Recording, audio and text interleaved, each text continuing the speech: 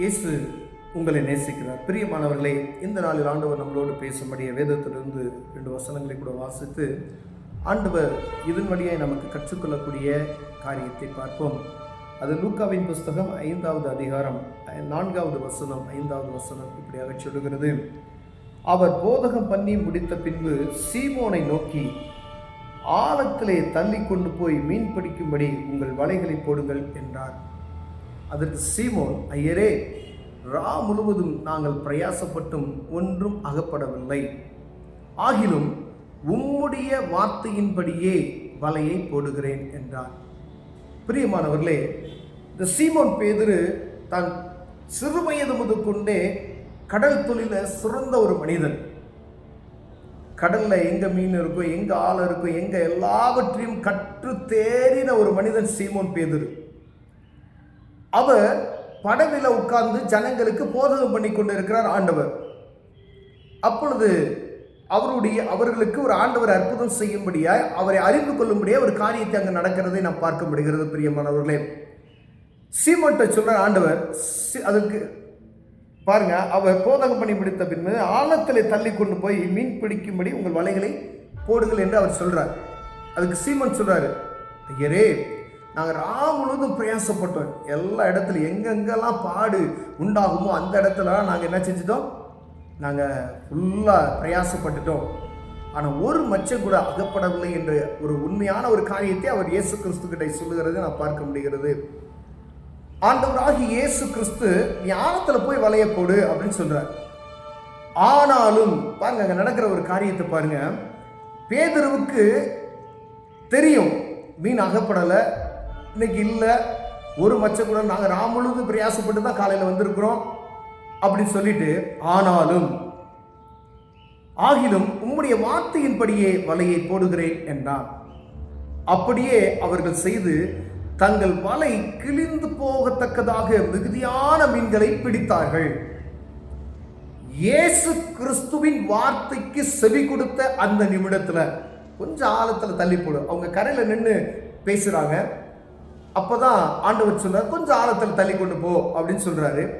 பேதுரு அதற்கு என்ன செய்யறாரு, அவருக்கு தெரியும் இந்த தொழில்ல அவருக்கு நல்ல பழக்கப்பட்டவர், ஏதோ ஒரு தொழில் ஆண்டவர் இங்க கடல் தொழிலை பற்றி எழுதி வைத்திருக்கிறார். நீங்க உங்க சொந்த தொழிலா இருக்கலாம், நீங்க அனுபவப்பட்ட ஆட்களாக இருக்கலாம், ஏதோ ஒரு வியாபாரமாக இருக்கலாம், நீங்க அனுபவப்பட்டு இருக்கலாம். ஆனா ஆண்டவருடைய சத்தத்துக்கு நீங்க செவி கொடுக்கிறீர்களா என்று பார்க்கும்படியே ஆண்டவர் உங்களோடு பேசுகிறார். பிரியமானவர்களே, அநேக பேர் என்ன செய்வோம், நல்ல தெரிந்த தொழில், ஆனாலும் ஆண்டவர் ஒரு காரியத்தை சொல்லும் பொழுது நீ இதில் இன்வெஸ்ட்மெண்ட் பண்ணு அப்படின்னு சொல்லுவார் ஆண்டவர்.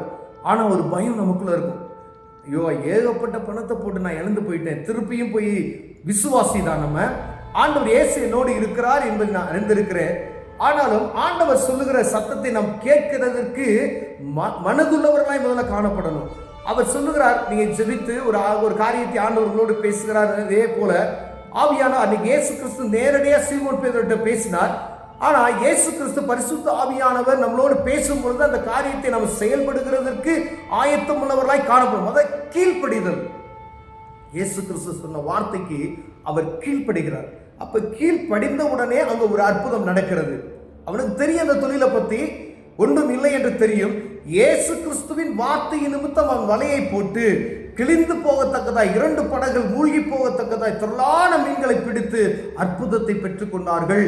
அவர்கள் மாத்திரமல்ல, அங்க இருக்கிற ஜனங்களும் அது நிமித்தம் ஆசீர்வதிக்கப்பட்டதை வேதத்துல நம்ம வாசிக்கிறோம். பிரியமானவர்களே, நம்ம கிட்ட ஆண்டவர் இன்னைக்கு சொல்றது, இயேசு கிறிஸ்துவின் வார்த்தைக்கு நீ என்ன செய்ய, கீழ்ப்படி. உனக்கு அந்த தொழில் தெரியும், அது ஒருவேளை ஆண்டவர் செய்யக்கூடாதுன்னு சொன்னா அதை செய்யாத. ஒருவேளை ஆண்டவர் நீ செஞ்ச தொழில லாஸ் ஆயிடுச்சு அப்படின்னு சொன்னா அது நீ மீண்டும் ஆண்டவருடைய சமூகத்தில் போகும்போது அதையே காண்பிக்கிறாருன்னா அது சொல்வதற்கு கீழ்ப்படிந்து ஆண்டவருடைய சத்தத்துக்கு செவி கொடுத்து செய்வோமையானால் ஒரு பெரிய ஆசீர்வாதத்தை பார்க்க முடியும். பிரியமானவர்களே, ஆண்டவருடைய சத்தத்துக்கு அவருடைய வார்த்தைக்கு கீழ்ப்படியாதபடிக்கு ஒரு ஆசீர்வாதத்தையும் நான் பெற்றுக்கொள்ள முடியாது. கர்த்தருடைய பிள்ளைகள் விசுவாசிகளுக்கு ஆண்டவர் உரைக்கிறத நான் கிறிஸ்தவன் என்று சொல்லுகிற எனக்கு ஆண்டவருடைய சத்தம் இருக்குமையானால் அவருடைய வார்த்தைக்கு செவி கொடுத்து அதன்படி நான் நடப்பேன். ஆண்டவர் என்னை ஆசீர்வதிக்க வல்லமையுள்ளவராயிருக்கிறார். அப்போ என்ன செய்யணும் அப்படின்னா, கீழ்ப்படியணும். பிரேயருக்கு போறேன் பிரதர், நல்லா ஜெபம் பண்றேன் பிரதர், பரிசுத்த ஆவியின் அபிஷேகத்தால் நிரம்புறேன் பிரதர். அப்படி இருந்தும் ஆண்டவருடைய வார்த்தைக்கு செவி கொடுக்கலனா ஒரு காரியத்தை ஆண்டவர் உங்களுக்கு காண்பிக்கிறார். பார்க்கக்கூடாத ஒரு காரியத்தை நீங்க பார்க்கிறீங்க. அப்ப ஆண்டவர் என்ன எழுதியிருக்கிறார் வேதத்துல? இதை பார்க்காதே, இதை செய்யாதே, நான் பார்க்கக்கூடாததை பார்க்கிறேன். அருமையா வெஸ்லினை பாட்டு பாடியிருப்பாங்க. அந்த காரியத்தை நீங்க மீண்டுமாய் செய்யும் பொழுது, ஒரு காரியம் தவறு என்று சொல்லி மீண்டுமாய் பார்க்கும்போது அது தவறு என்று ஆண்டவர் சொல்லுகிறார். அப்ப கீழ்ப்படிதல் இல்லாத ஒரு சூழ்நிலை அந்த இடத்துல வருகிறது. உதாரணத்துக்காக இந்த காரியத்தை சொல்லுறேன். அப்ப கீழ்ப்படிதல், ஆண்டவர் எனக்கு என்ன கற்றுக் கொடுத்திருக்கிறாரோ, ஆழத்துல வலைய போடு அப்படின்னு அவர் சொல்லிட்டார். அவர் சர்வ வல்லமையுள்ள தேவன். அவர் என்று அணுவும் அசையாது. கடலை பார்த்து இறையா, பைபிள்ல நீங்க ஃபுல்லா ஆண்டவர் கடல்ல பிரயாணப்பட்டது பூரா பாருங்க.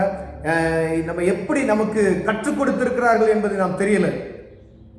பேதுரு கடல்ல நடந்து வருவதற்கு ஆசைப்படுகிறார். இயேசு கிறிஸ்து கடல்ல நடக்கிறார்.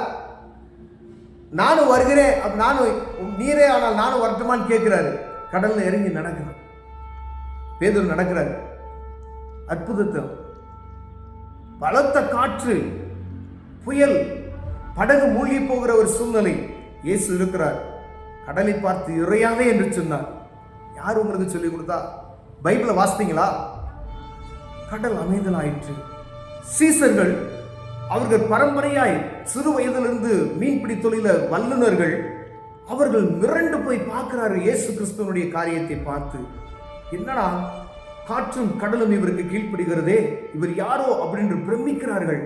அவர்கள் விசுவாசம் அதிகமாய் பெருகி கொண்டிருக்கிறது. பிரியமானவர்களே, ஆண்டவர் உங்களோடும் என்னோடு பேசுகிறார். ஒருவேளை கர்த்தருடைய சத்தத்துக்கு நம்ம செவி கொடுப்போமையானால் ஆண்டவர் நம்மளை ஆசீர்வதிக்க வல்லமையுள்ளவராக இருக்கிறார்.